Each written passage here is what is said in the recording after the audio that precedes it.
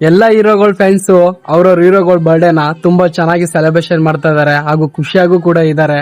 ಆದ್ರೆ ನಾವು D boss ಅಭಿಮಾನಿಗಳು ಹತ್ರ 3 ವರ್ಷ ಆಗಕ್ ಬಂತು, ನಮ್ ಬಾಸ್ ಬರ್ಡೇನ ಸೆಲೆಬ್ರೇಷನ್ ಮಾಡಿಲ್ಲ. ಅವ್ರ ಮುಖದಲ್ಲಿ ನಗು ಕೂಡ ನೋಡಿಲ್ಲ. ಅವ್ರ ಹತ್ರ ಕೂಡ ಹೋಗಿ ನಾವು ಬರ್ಡೇನ ಸೆಲೆಬ್ರೇಷನ್ ಮಾಡಿಲ್ಲ.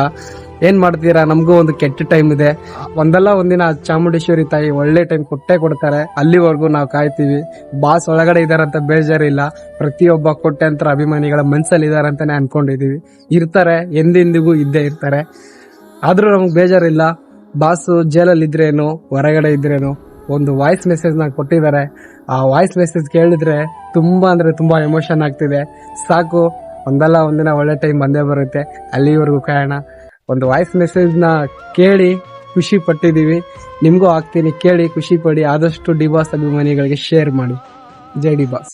ಎಲ್ರಿಗೂ ನಮಸ್ಕಾರಪ್ಪ. ದಯವಿಟ್ಟು ಎಲ್ಲ ನನ್ನನ್ನು ಅನ್ನದಾತರು ಅಭಿಮಾನಿಗಳಾಗಿ ಅನ್ನದಾತರು ಅಂತ ಹೇಳಕ್ಕೆ ಇಷ್ಟಪಡ್ತೀನಿ. ದಯವಿಟ್ಟು ಏನೂ ಆಗಿಲ್ಲ, ಆರಾಮಾಗಿರಿ. ಸೊ ಎಲ್ರೂ ಆರಾಮಾಗಿರಿ. ನಿಮ್ಮ ದರ್ಶನ್ಗೆ ಏನೂ ಆಗಿಲ್ಲ.